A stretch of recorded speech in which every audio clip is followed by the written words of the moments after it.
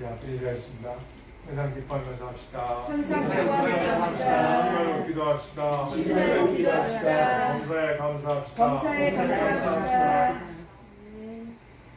우리는 지난주에 이어서 오늘 또 히브리 말씀을 듣습니다. 히브리서에 대한 말씀을 듣습니다. 히브리서는 유대교에서 기독교로 개종한 사람들이 자기들이 주장하는 것이 없다는 거예요.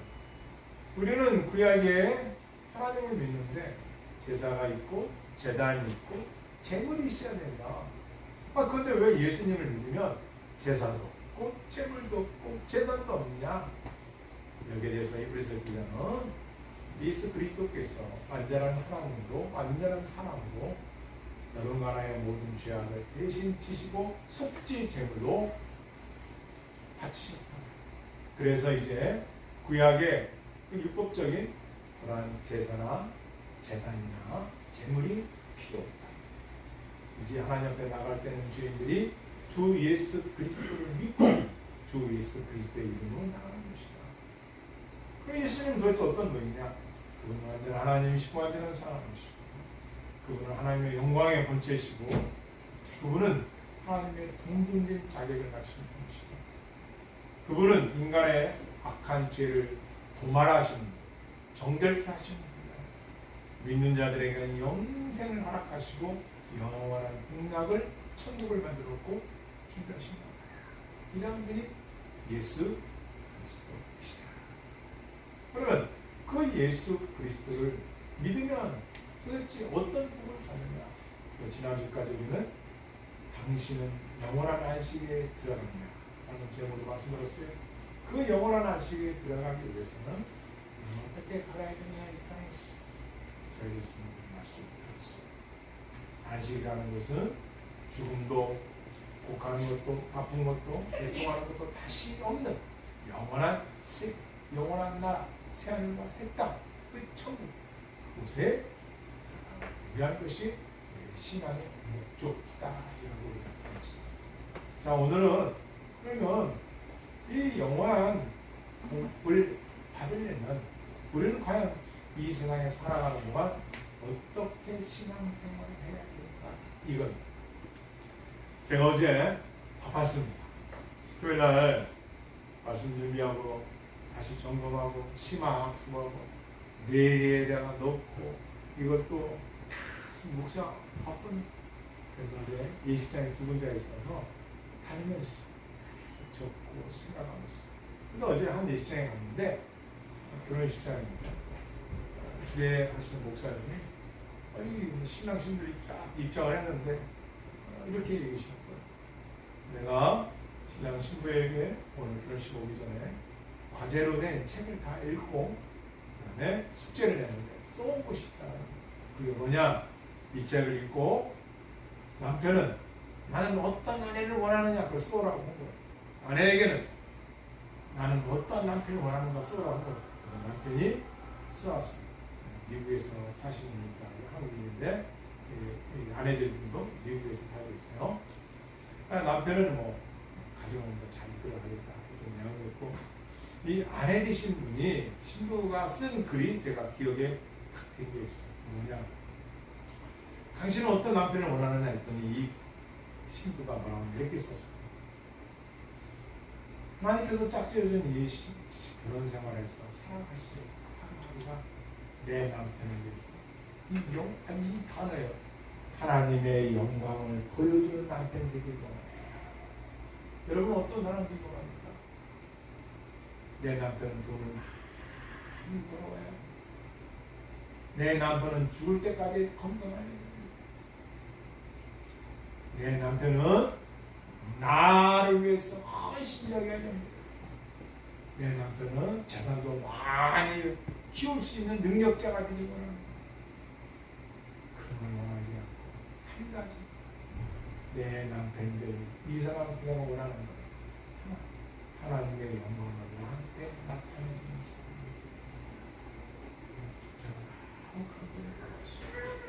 그럼 여러분들은 어떠냐요? 여러분이 지금 결혼생활 하시면서 여러분들 과연 나의 아내에게 내 남편에게 어떻게 사느냐 포인트는 두 가지. 하나 따라 볼까요? 남편들아 아내에게 함께 해라. 남편들은 아내와 함께 해라. 그리고 아내들 한따를까 아내들아 남편을 위하여 뭐요? 인생을 살아가는 목적이 하나님의 영광과 남편을 위하여 살아가는 것. 얼마나 성경적인지. 신부진 몸으로 내 남편에게 위하여의 삶 산다는 거예요. 위하여의 삶. 그럼 다툼이 있겠어요. 아예 남편이 아내를 위해서 날마다 함께하겠다. 어딜 가든 뭘 하든 동고동락을 함께 하겠다는데 거기에 어떠한 것이 뜻할 수 있겠어요? 아내는 오직 남편을 위하여. 자식이 아닙니다. 남편을 위하여입니다. 그 가정이 얼마나 행복하겠어요. 그러면 그 신부가 고백하 내 남편에게서 원하는 건 한 가지. 하나님의 영광을 보기 원합니다. 우리의 가정을 하나님의 사랑 가정으로 만들어가는 남편. 그래서 나는 그들을 따라가는 돕는 자가 되기 원합니다. 그 신부만이 그런 고백을 할 수 있는 건 우리 모두가 다 그런 고백을 하겠어요. 그러면 그 신부가 믿는 하나님, 여러분과 내가 믿는 하나님은 어떤 하나님입니까? 어떤 하나님입니까?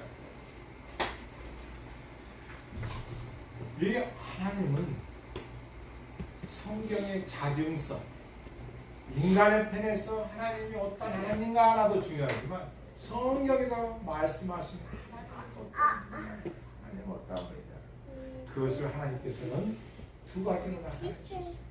한 가지가 뭐냐, 자연을 통해서 가르쳐주는 일반 계시예요. 자연이 뭐냐, 해, 달, 별, 저 이름 모를 꽃들, 향기 있는 꽃들, 온 세상을 창조하시고 사람을 만드셨어요. 인간에게만 하나님의 형상을 불어넣어서 푸고 지르시고 그 코에다가 생명을 불어넣으셔서 호흡을 메티시를 불어넣어서 스피리트, 영적인 존재가 되는 것이 사람뿐이에요.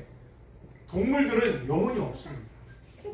하나님 형상대로 동물을 안 만들었어요. 인간만이 하나님 형상대로 만들었어요. 우스갯소리 요즘에 난리도 아닙니다. 앞으로 5년 내에 대한민국에 358개의 대학교가 문을 닫을 수 있다고 합니다. 정확한 통계는 모르겠어요. 그럼 그 자리를 누가 채우냐? 이런 말이 있어요. 멍멍이들이 채울 것이다. 멍멍이들이 채울 것이다. 학교를 멍멍이가 간다는 거예요. 왜? 이 세상에 멍멍이가 너무 많다. 대한민국에. 그만큼 사람의 숫자는 적어지는데 반려동물, 동물들은 많아지는 거예요. 그러니 빈 학교에 이제 멍멍이들이 공부를 가고 뭐야? 생각해보시죠. 이게 우스갯소리를 들리지 아닙니까 진짜. 한 영혼이 고통을 당하고 한 영혼이 시리에 빠졌는데 그 영혼에 대한 아픔보다 짐승들이 아프고 다쳤을 때 이 가족들의 마음은 더 내지는 거야. 그러니 영혼이 있고 영혼이 없는 존재의 분별력을 우리가 갖지 못한다. 반면에 오늘 한국 그 외국인 기자가 썼더라고요. 한국 사람들은 외로운 사람들만 사는가 보다. 왜? 강아지에 대한 반려동물에 대한 애착이 너무 크다는 거야. 그게 왜 그러냐? 외로우니까. 힘이 돼. 그러면 사람이 사람 관계 속에서 대화가 되고 의료자가 되고 소망을 주는 관계가 돼야 되는데, 제가 이제 기차를 타고 왔는데요. 기차 탈 때나 올 때나 사람들 표정을 봤는데 이건 다 무표정이야.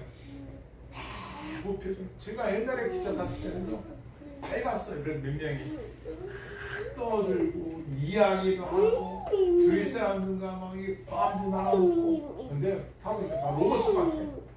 그리고 귀에는 뭘 꽂았는지 이거 다 하고 신경도 안 써. 자기 할 일만 맹맹해요. 기차 안에 편한 맛이 없어요. 그냥 빨리 내리고 싶어.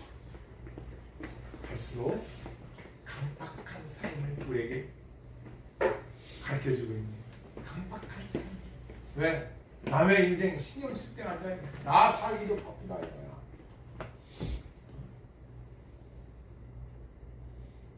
근데 잊지 말아야 할 것이죠. 그러면 그렇게 어디로 가고 있느냐 이거. 그들이 지금 기차를 타고 목적지를 가고 있는데 과연 저들의 영혼 있는 존재인 인간을 우리가 만드셨냐 하나님께서 우리는 과연 어디로 가느냐 이거. 은퇴한 교수님이 방송국에서 찾았습니다. 강의 하나를 부탁해서. 근데 방송국에 들어갔더니 이거 어디가 어디냐 경비아저씨한테 물어봤어요. 저기요, 어디서 오락에서 오긴 하는데 어디로 갈지 모르니 그러지 마시고 어디서 오셨습니까? 이렇게 물어보고. 근데 제가 은퇴하게 되는 대학교 교수였는데 은퇴하고 나니까 뭐라고 할 수가 없죠. 신분을. 그래서 집에서 왔는데요. 가세요. 집에서 왜 왔어요 여기를? 여기 신분이 없는 거예요. 이제 은퇴했으니까. 그 이야기를 친구 교수님이 듣고 몇 년 후에 또 방송국에서 오라고 해서 이분이 가게 됐어요.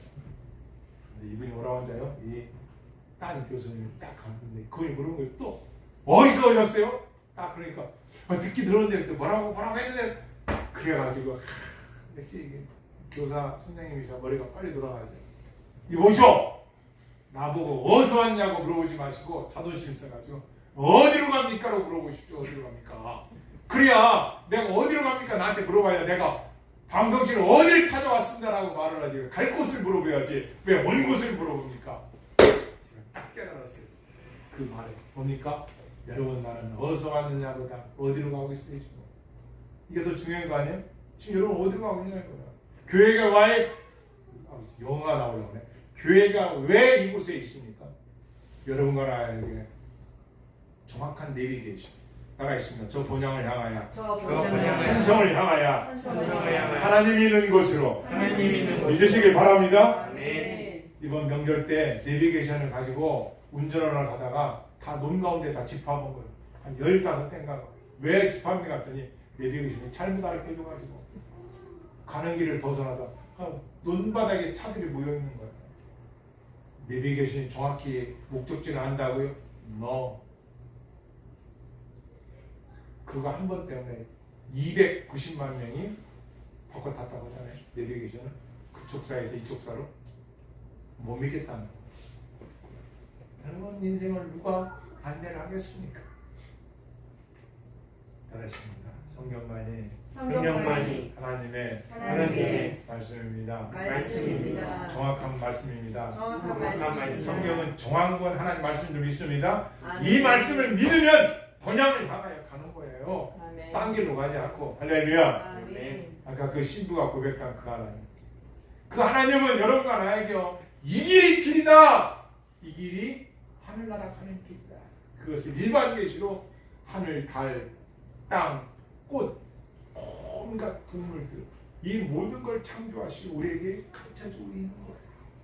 창세기 1장에 태초에 하나님 천지를 창조하시는 이 말씀 가운데 누가 있느냐?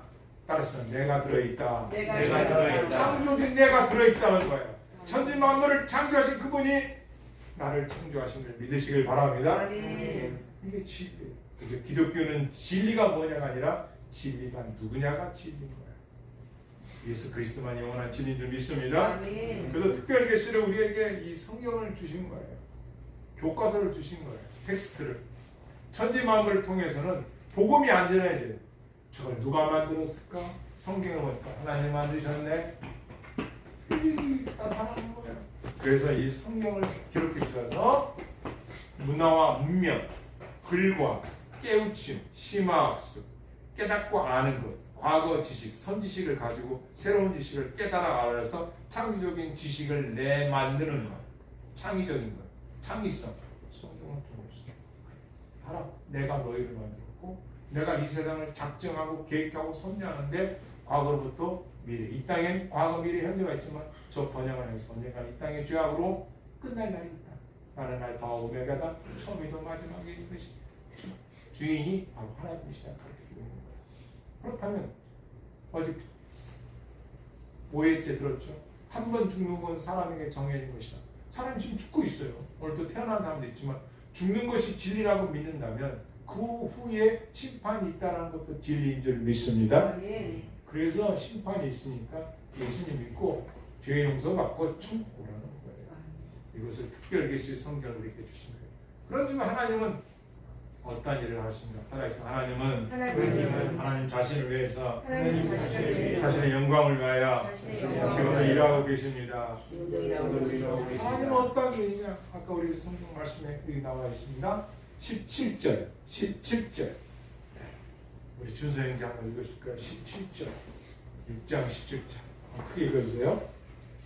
하나님은 약속을 기억하고 믿는 자들에게 그 뜻이 이루어지기에 아멘. 자, 이거 여기서 따라서 하나님은 변하지 않으신다. 하나님의 속성이 뭐냐? 변치 않는 하나님. 사람들은요 조속편이에요. 옛날에 그랬잖아요. 며느리가 밥상을 가지고 시아버지 시어머니 밥상 들고 문지방을 넘을 때 마음이 12가지라고. 이걸 엎어버려. 70살이 고난한데 그냥 엎고 그냥 도망가 그래. 집으로 가버려. 조속으로 변한다잖아. 그래도 내 남편이야 부모님인데 내가 잘 섬기라고. 그 문지방을 넘을 때 12번의 마음 변한다. 인간의 마음은 간사해요. 힘들고 어려울 때는 주여 도와주고 나면 아이고 그렇게 된 거죠. 감사하고 10명이 문둥병을 고쳤더니 한 사람만 감사하잖아요. 인생 인간 이걸 우리 하나님 아시고 우리 연약하고 아시니까 알아요. 변하기 쉬운 존재랍니다. 그러나 신앙은 변해서는 할렐루야. 믿음을 변해서는 안 되는 거야. 아멘. 그래서 하나님은 변치 않는 하나님이시고 그러니까 누구든지 믿을 수 있는 분이 왜 변하지 않으실까? 그분의 한 약속은 변하지 않아요. 그분이 이루신 모든 일들은 그분의 뜻대로 이루어가는 거예요. 그분은 영원히 여러분과 내가 신뢰할 수 있는 분이에요.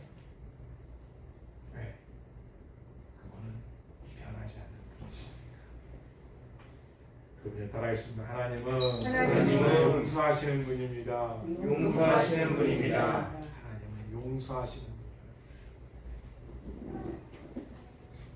제가 지난주에 큰 은혜를 받았어요. 어떤 은혜를 받았냐? 말씀 가운데 가나마다 현장에서 붙잡혀온 여인이 있었습니다. 이 사람들이 현장에서 가나마다 붙잡힌 여인을 데리고 와서 예수님 앞에서 자 모세의 율법은 돌로 치라고 합니다. 예수님 어떻게 하시겠습니까? 예수님이 시험하는 거죠. 율법대로 할 것이냐. 당신 하나님 아들이라는데 한번 처리를 하십시오. 예수님이 앉으셔서 2번 앉으셨더라고. 앉아서 뭐라고 썼어요. 저는 초등학교 국민학교 때 나는 거기다가 죄 없는 자가 돌로 치라고 쓴 줄 알고 난 그게 그렇게 쓴 줄 알았더니 그게 어렸을 때 그랬었습니다. 아무도 모르고 뭐라고 쓰니 성경에 없으니까 뭘 쓰셨는데 예수님이 2번째 너희 중에 죄 없는 자가 돌로 치라 그랬더니 어린애가 돌을 놓고 다 떠났죠. 죄 없는 자 치라. 근데 요 대목이었는데 제가 큰 은혜를 받았어요. 뭐냐 무슨 말씀이냐? 이 가늠한 여자가 현장에서 잡혀갔으면 옷을 입었겠느냐. 그리고 사람들이 가마에 태워가지고 안전하게 예수님한테 끌고 갔겠네. 땅바닥에 질질 끌고 머리채를 잡고 그냥 옷은 다 벗겨지고 안 그렇겠어요? 그리고 막 서로가 돌로다가 쳐서 이게 주저하는 거예요. 여러분 그 선교사님이 그 지방에 있는 선교사님이 한국에 오셔서 그 말씀하셨는데 그 돌로 어디를 치냐? 그 여자의 그 돌로다가 형벌을 때릴 때 얼굴만을 때린답니다. 그러면 얼굴에다가 돌을 던지면 눈알이 튀어나옵니다. 그러면 골이 깨지면서 이 머리가 깨지면서 그 골이 바깥으로 퍼져나옵니다.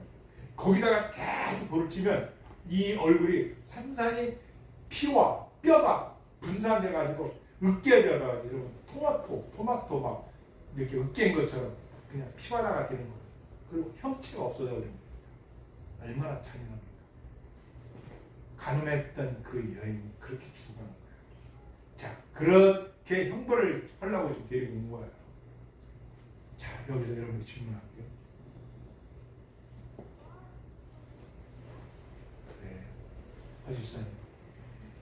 허지선에게 딸이 있다면 그 딸이 커서 그는 가늠해서 잡혀왔던 헬스는 어떻게 하셨어요?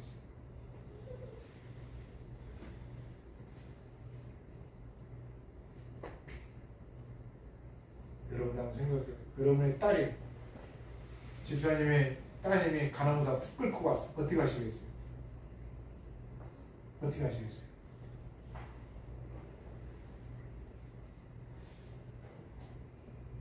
우리 이사님 어떻게 하시겠어요? 권사님 어떻게 하시겠어요?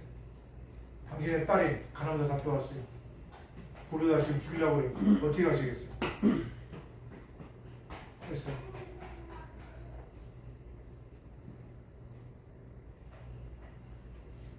얘기해 보세요. 어떻게 하시죠?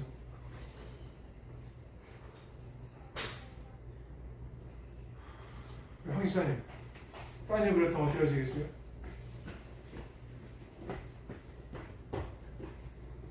제가 말할까요? 옷을 벗어서 그의 허물을 수치를 덮어주지 않겠어요, 부모가? 그리고 그 아이를 안고 돌을 나한테 채우지 않겠어요? 근데 저는 이 질문 앞에서 나한테 한 질문은 아닌데 저는 어떤 생각이 드는지 아세요? 나는 목회자가 돼서 사랑이 많은 사람인 줄 알았어요. 일단은 그래도 좀 사랑이 있는 줄 알았더니 세상에 나를 돌아보면서 그 질문 앞에서 와, 그 딸 아이를 위해서 내 목숨을 내줄 수 있을까? 이 생각이 안 드는 거야. 내가 사랑이 너무 올라가라고 알았어. 여러분은 대답을 안 했지만 여러분이 진짜 당신의 딸의 그런 현장에 잡혀갔다면 여러분 어떻게 했습니까? 여러분이 발가벗고 있는 옷을 다 벗어서 덮어줄 겁니다. 이 본문에서 우리가 가르쳐 주는 것은 이웃 사랑이 상대방의 수치를 덮어주는 사랑. 그게 사랑이에요. 그런데 우리는 심판자가 돼서 돌을 다 짚고 있는 거예요. 다 죽일 준비를 하고 있는 거예요. 이 약독한 여자, 죄송합니다. 약독한 여자, 이 가늠한 여자. 여러분 방금 하나님 앞에 솔직해 보십시오. 어떤 생각을 하셨습니까? 당신의 딸이 가난을 붙잡았는데 나는 내가 딸 아이를 안고 내 옷을 다 벗어서 내 알몸을 보이는 한 있어도 딸을 다 벗을 생각 가져보셨어요? 저는 그런 게 나한테 없더라는 걸 발견합니다.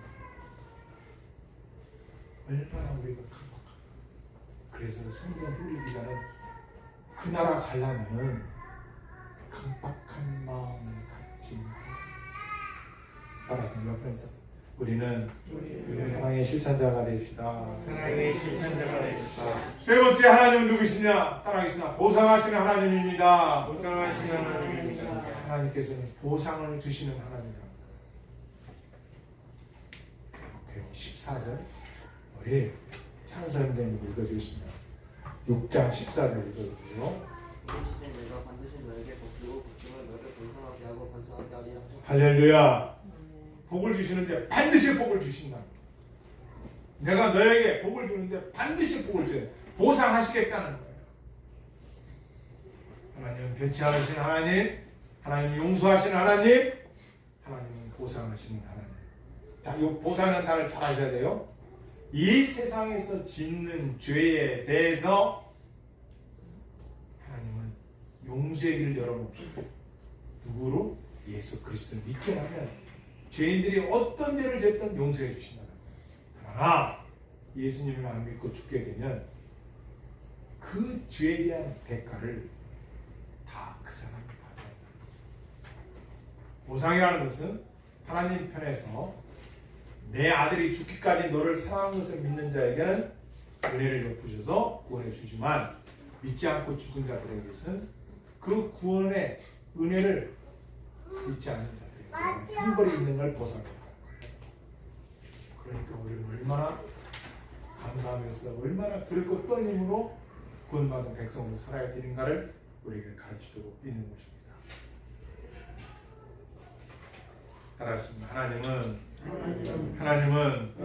거짓말을 하시지 않습니다. 하나님은 거짓말을 하시지 않습니다. 이 성경은 거짓말이 아니라는 거예요. 하나님께서 우리에게 약속한 복을 보상하겠다는 약속을 지키시는 이걸 언약, 커버먼, 언약이라는 거예요. 어떤 언약? 예수 그리스도를 피로 맺는 언약. 편치 않으신 그분이 그 언약을 지키겠다는 거예요. 네가 나를 믿고 주를 위해 살면 내가 너에게 보상해 주겠다는 거예요. 언약이에요. 어떤 죄를 졌더라도 예수님을 믿으면 용서해 주겠다는 언약이에요. 그래서 진리가 우리에게 들어오면 자유함이 우리에게 있다는 것이죠. 자, 그렇다면 우리가 어떻게 오늘 말씀의 주제대로 반드시 복을 받으면 어떻게 합니까? 따라하겠습니다. 우리는 부지런해야 합니다. 그러면 무엇에 대한 부지런, 어떠한 부지런함이 있어야 됩니까?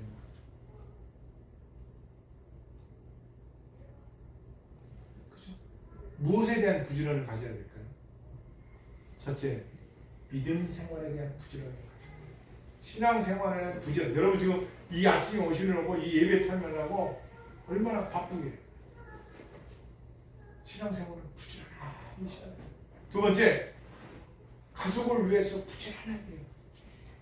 맡겨진 일에 대해서 부지런해야 돼요. 나에게 주어진 생업에 대해서 부지런해야 돼요. 나에게 맡겨진 사명에 대해서 부지런해야 돼요. 할렐루야. 그래서 성경은 뭐예요? 게으르지 말고, 여기 나오잖아요. 12절. 게으르지 말라. 여러분, 인생의 하루를 24시간을 얼마나 귀한 시간을 줬는데 누구는 그걸 귀하게 여겨서 소중하게 사용하는데 다 써버려요. 아, 왜 이렇게 시간이 안 간대? 아유. 엄마 아직 왜 안 그래서 가죠? 게으른 왜? 성경 게으르지 말고 부지런하게 신앙생활해라. 뭐라고요? 가족을 그렇게 열심히 섬겨라. 교회 생활 열심히 해라. 신앙생활을 열심히 부지런하라.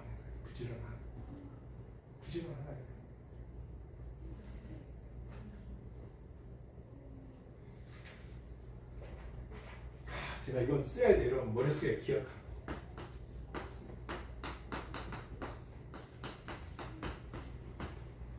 한번 읽어보실게요. 합피자. 다 같이 있어. 시작. 합피자. 합피자가 뭔가 저도 몰랐어요. 정약용 선생님이 귀향사를 떠나지 않습니까? 천주교인이라고 하나님을 믿는 것 때문에 귀향사를 떠났습니다. 그 유배지에서 10년째 뒤던 해에 그의 아내가 남양주에서 사셨는데 결혼할 때 입고 온 치마를 싸서 보냅니다. 그래서 정약용 선생이 그 치마를 받습니다. 거기에다가 두 딸과 딸에게 치마를 잘라서 거기에 매화와 새 그림을 써서 딸에게 그리고 아들에게 보냅니다. 그게 합피자. 여기에 뭐라고 썼느냐?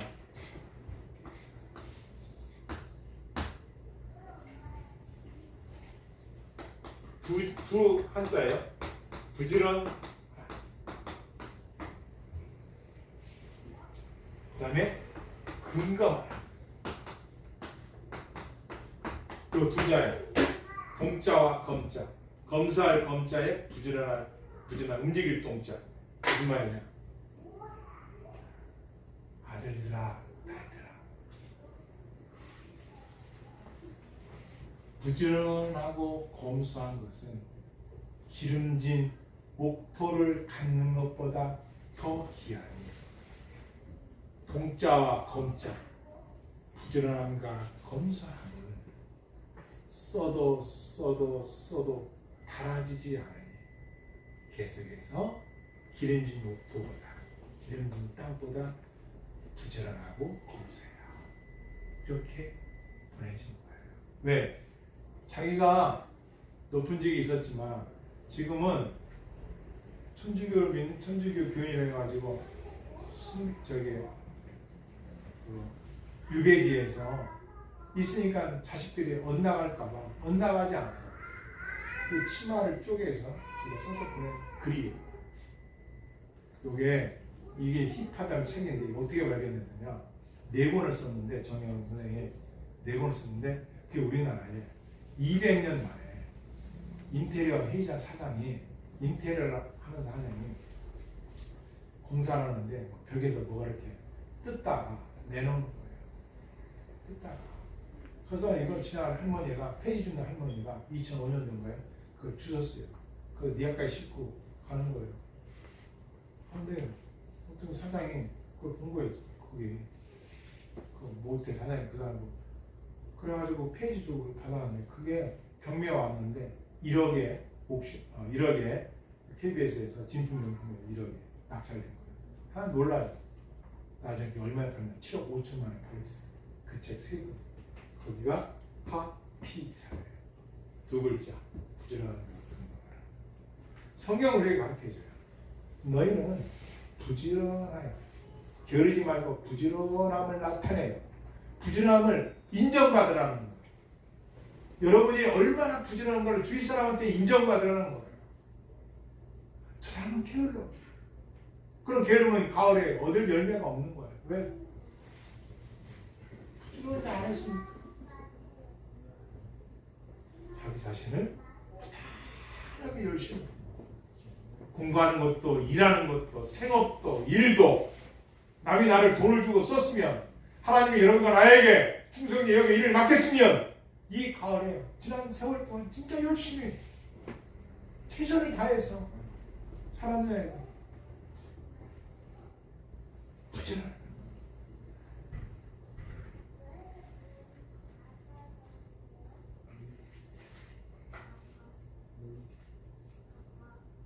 따라했습니다.